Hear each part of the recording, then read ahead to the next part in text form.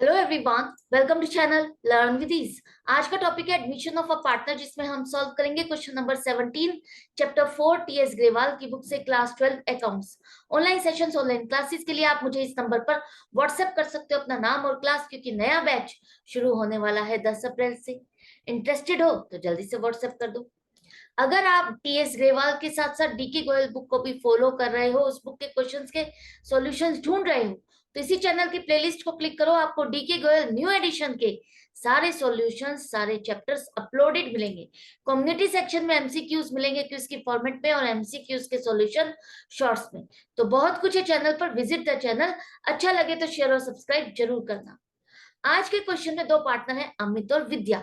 Profit sharing ratio 3:2, और चिंतन एक नया पार्टनर उनको ज्वाइन कर रहा है, जिसको शेयर ऑफ प्रॉफिट किससे मिल रहा है? अमित और विद्या से। किस हिसाब से मिल रहा है? क्वेश्चन में दिया है। आपको निकालना है न्यू प्रॉफिट शेयरिंग रेशियो और सेक्रीफाइसिंग रेशियो। कैसे? देखो, सबसे पहले इस क्वेश्चन को बहुत ध्यान से समझना, क्योंकि एक ट्विस्ट है इसमें। सबसे पहले अमित और विद्या दो पार्टनर है जिनकी प्रॉफिट शेयरिंग रेशियो क्या थी? 3:2 थी।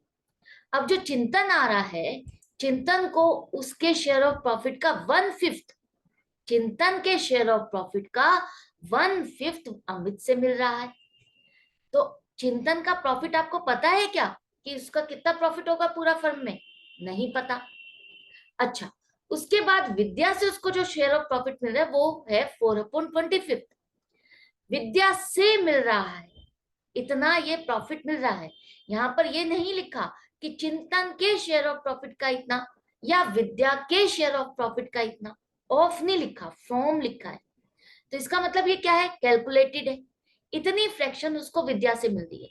अब आप एक चीज सोचो, जो कोई एक प्रॉफिट है, चिंतन का टोटल प्रॉफिट है, उसका 5 हिस्से कर दिए जाए तो 5 में से एक हिस्सा उसको अमित से मिल रहा है, तो बाकी के 4 हिस्से कौन दे रहा है? विद्या दे रही है। इसका मतलब ये एक हिस्सा इसको अमित से मिल रहा है, तो बाकी के 4 हिस्से 4/5 किसके बराबर हुआ? 4/25 के बराबर।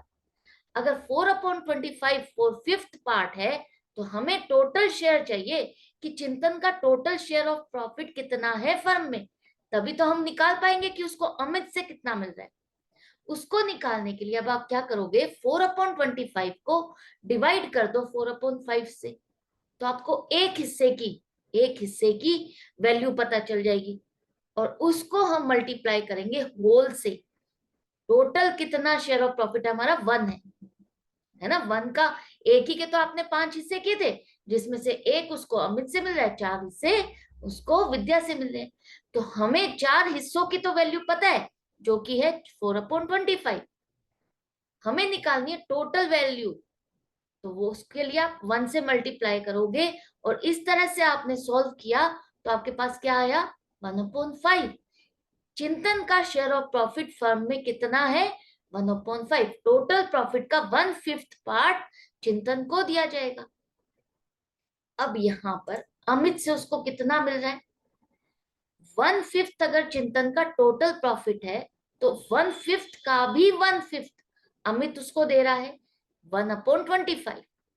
तो अब आप देखो, चेक करो क्या आपने जो कैलकुलेशन की है करेक्ट की है। हम इसे चेक कर सकते हैं। 4/25 उसको विद्या से मिल रहा है, 1/25 अमित से मिल रहा है। टोटल मिलाओ 5/25, जो कि बना 1/5। हमारी कैलकुलेशन यहाँ पर क्या आ रही है? 1/5 ही आ रही है। इसका मतलब हम करेक्ट कैलकुलेट कर रहे हैं। चिंतन के शेयर तक अब आप पहुंच गए। उसको किससे कितना मिल रहा है ये पता चल गया, किस पार्टनर ने कितना कंट्रीब्यूट किया ये पता चल गया आपको। अब अमित ने कितना सेक्रीफाइस किया चिंतन के लिए? 1/25। उसका शेयर ऑफ प्रॉफिट इतने से घट गया, तो आगे चल करके उसका शेयर ऑफ प्रॉफिट कितना रह जाएगा? 3/5 था उसका पहले, 1/25 उसने चिंतन को दे दिया, तो बचा कितना? 14/25, जिसके अकॉर्डिंग आगे चल करके उसको प्रॉफिट मिलेगा।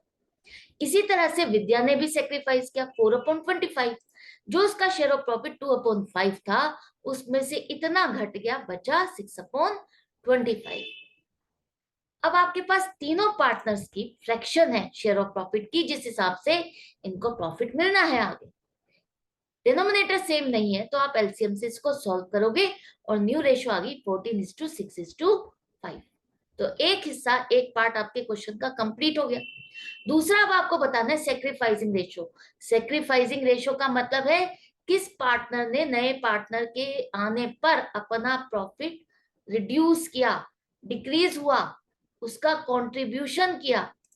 तो यहां पर अमित का 1/25 से उसका शेयर ऑफ प्रॉफिट घट गया, विद्या का 4/25 से घट गया। इन दोनों ने अपना अपना शेयर ऑफ प्रॉफिट जिस हिसाब से घटाया, कंट्रीब्यूट किया, चिंतन को दिया, उसी को ही लेकर के आपको फ्रैक्शन में कन्वर्ट करना है, फ्रैक्शन को रेशियो में कन्वर्ट करना है। तो 1/25 इज टू 4/25 है, तो 1:4 सेक्रीफाइसिंग रेशियो हो गई। अमित ने अगर एक हिस्सा दिया है तो विद्या ने 4 गुना दिया है। इस रेशियो से हम ये पता कर पाएंगे कि चिंतन जो प्रॉफिट लेने वाला है, इन दोनों का प्रॉफिट का पार्ट है, और इसके लिए दोनों पार्टनर्स को कंपनसेट किया जाएगा। चिंतन इन दोनों को कंपनसेट करेगा। जैसे कि गुडविल का कोई पार्ट है जो कि चिंतन को भी मिलना है, अब वो गुडविल का पार्ट उसे किसका मिल रहा है? अमित और विद्या का, जिसके लिए चिंतन इन दोनों को कंपनसेट करेगा। लेकिन किस हिसाब से किया जाए, उस चीज के कैलकुलेशन के लिए हमें यूज करना होता है सेक्रीफाइसिंग रेशियो। तो आई होप आपको अच्छे से समझ में आ गया कि किसने किस हिसाब से कंट्रीब्यूट किया, किसका कितना शेयर ऑफ प्रॉफिट घटा, उसी को लेकर के आप सेक्रीफाइसिंग रेशियो निकालोगे। तो दोनों चीजें आपको अच्छे से समझ में आ गई है। तो मिलते हैं नेक्स्ट वीडियो में नेक्स्ट क्वेश्चन के साथ। आपको अपनी प्रैक्टिस जारी रखनी है। Good bye and take care.